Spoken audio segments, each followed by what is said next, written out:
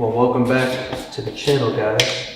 Pretty excited for this one because I finally have the chance to revisit this series and really revisit it or get it going properly this time. I think I had done 2 videos, and just between moving around and wanting to touch on some other video topics at the time, I didn't get to really complete the series the way I had envisioned from the beginning. So I'll take the chance to do this, and with the series, I kind of want to cover all of the workouts I'm doing currently right now, break them down, and then also touch on some nutrition and supplementation. So with that in mind, today's portion of supplementation is just going to be the pre-workout I'm taking, which I've been taking probably for almost 2 years now.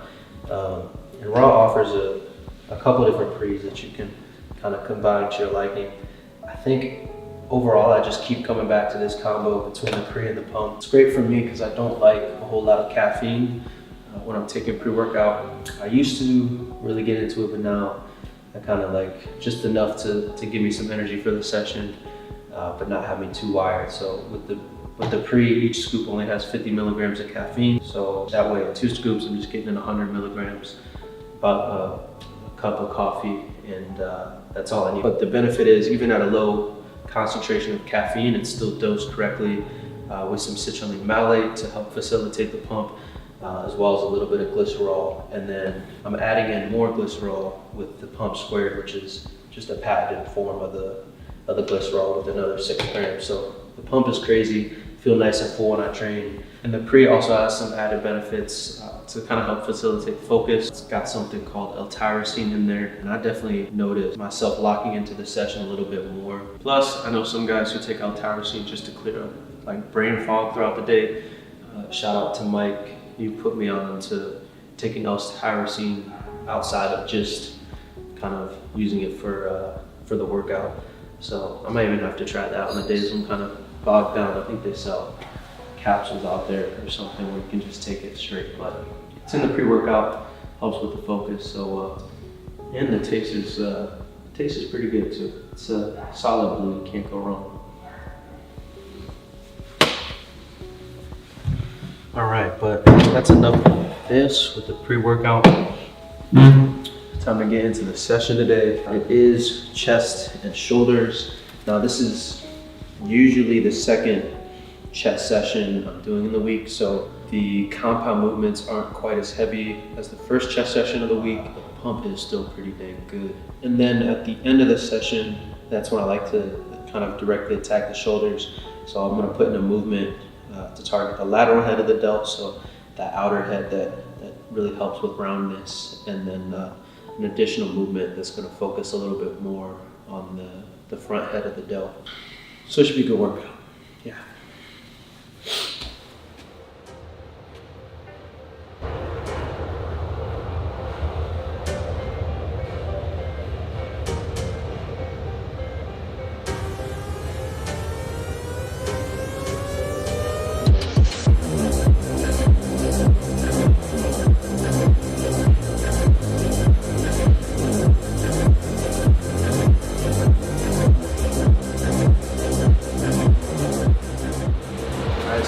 These guys I do really before any workout that I'm going to be doing pressing movements. So chest, shoulders, or like today, chest and shoulders.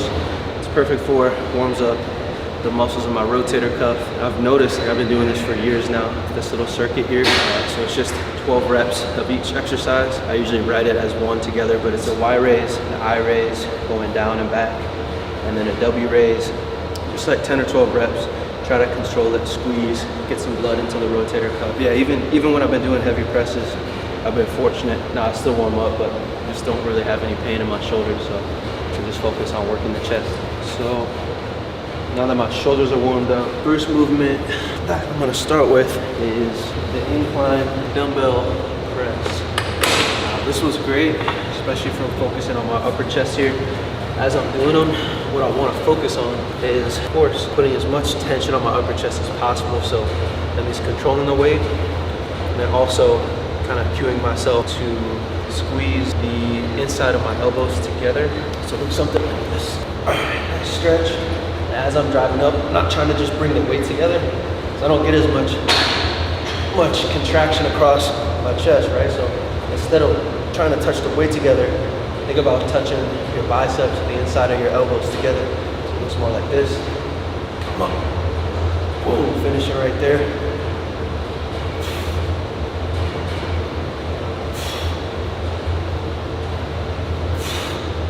Nice stretch. Squeeze. All right. And then probably do two or three warm-up sets, anywhere from like 6, 7, 8 reps each. Not enough to really gas out, but just enough to get the motion down, get some blood in the chest finally, and then the working set starts. So warm-up sets never count as part of the working sets. Let's get it.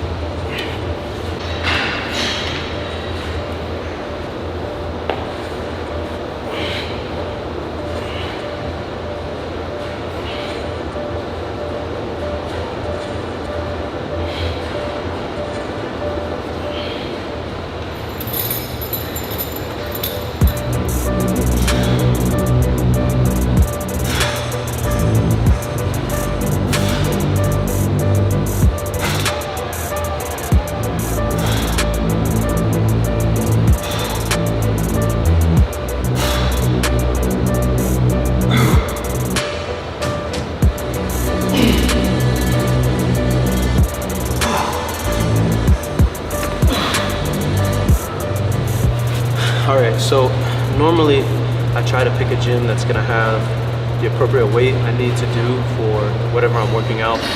Fortunately, this gym only goes up to 100 pounds in the dumbbells.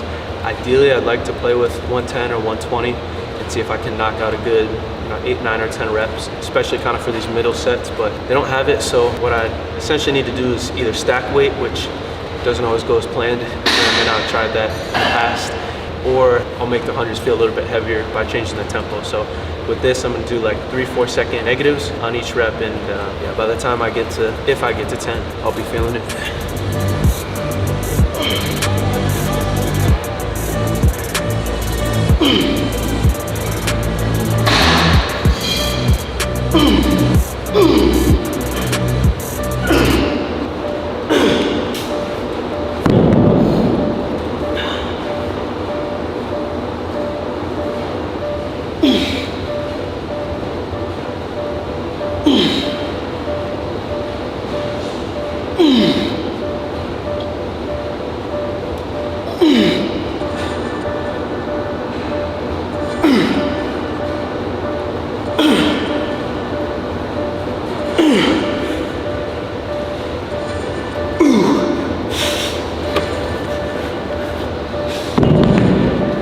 That's good. I think I got like 5 controlled negatives, and then just tried to bust out an extra 3 or 4 on there because I knew another negative wasn't happening.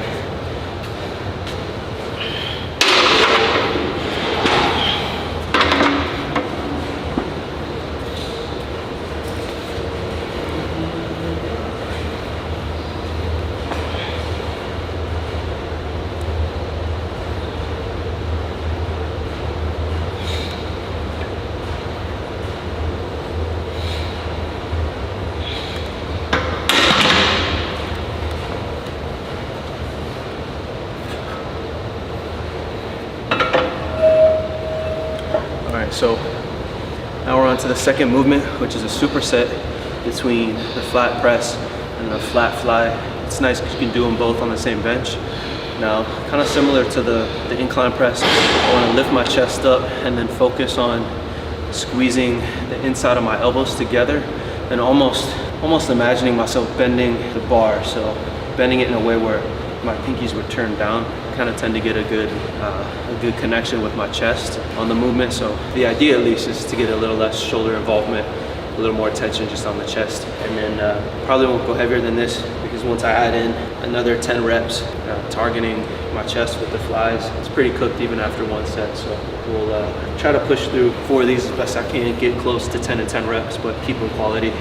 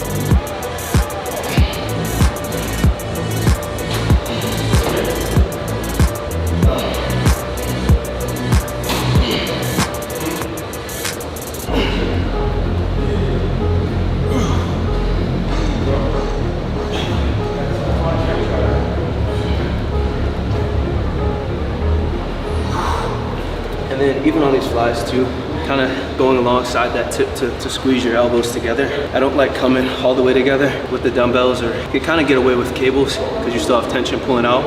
With the dumbbells, as soon as you get to directly over your chest, you start losing some of the tension, because the only tension you have with the dumbbells is going to be the gravity pulling them straight down, right? So as soon as your arm gets to vertical, right, you start losing that tension, especially if you're going past vertical. Put them together, you know, you're not gonna be able to keep the tension on the pec, and then you're gonna kind of have to re-engage as you come back down. So to avoid that, just cut it short of 90, maybe go like 80 degrees roughly, and it's a lot harder, but that's the purpose of it.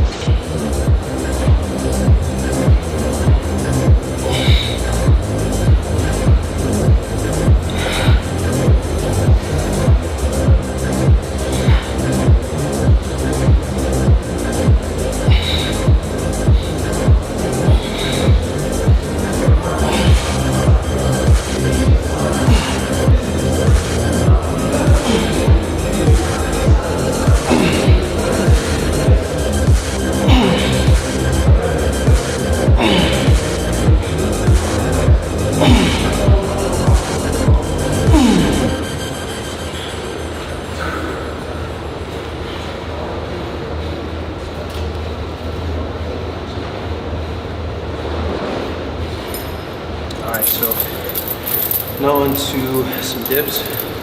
With these, if you're new to the channel or haven't heard before, so when you're doing a dip, whether you're doing body weight or adding some weight, the more you lean over, the more you tend to hit your chest. So that's what we'll be doing today. And if I want to hit more tricep, I could do them a little more upright on my torso. So for the chest today, I'm going to try not to go too much deeper than 90 degrees with my elbow. That usually gets a full stretch on my chest. And then I want to squeeze up, not to the point where I'm locking out and just supporting my weight, but come up essentially all the way so I'm able to get a full squeeze on my chest. I don't like to stop these short, so we'll start with a 45. Actually, you know what? I did a little body weight warm up, so I'm gonna get greedy and throw a 25 on too.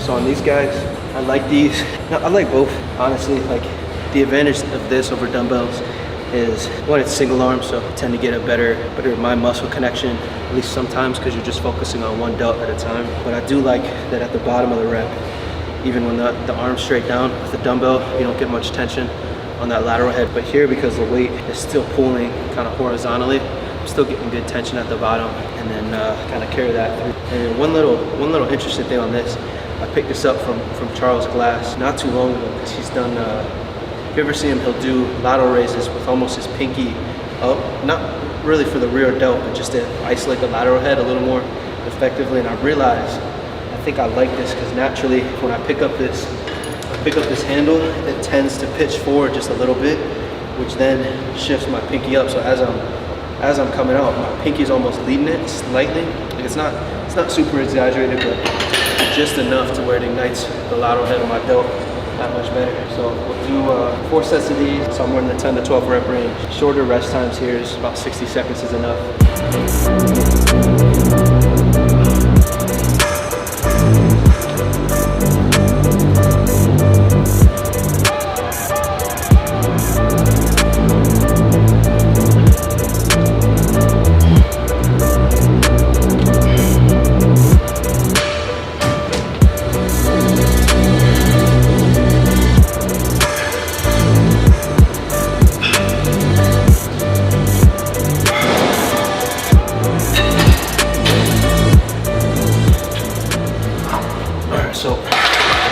finished with a barbell shoulder press.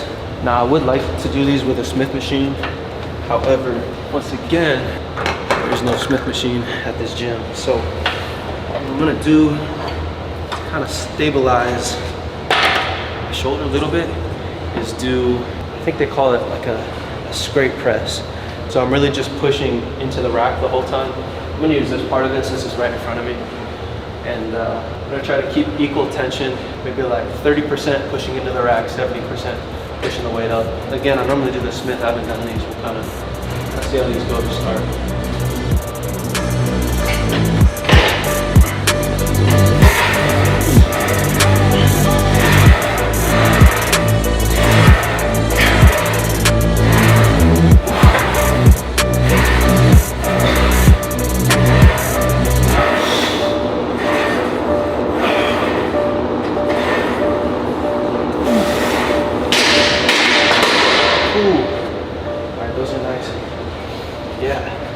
Honestly, that doesn't feel far off from a Smith machine, which again, especially after already hitting the lateral raises, I like to do something that's a little more stable for my shoulders. I tend to not go to dumbbells after, you know, isolating one part of my shoulder. Sometimes I will, but if I do, I'll go a little bit lighter. So this kind of allows me to put on a little bit more weight, still be stable, and then this, like the Smith machine, I'll get a pretty good connection with my shoulders, particularly my front delt. So I might have to do this a little bit more.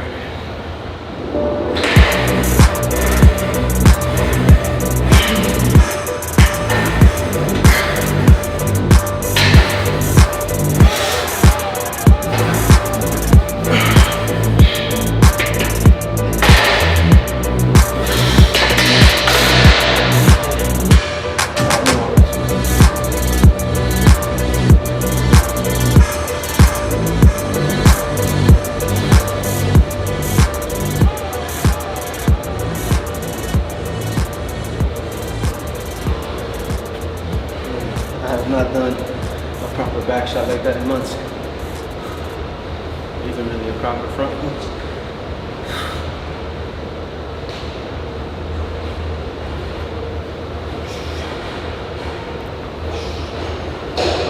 Maybe one day, get back on stage.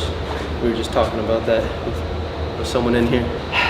I really enjoy this body composition, to be honest. A little bit off topic from the video, but I feel much healthier.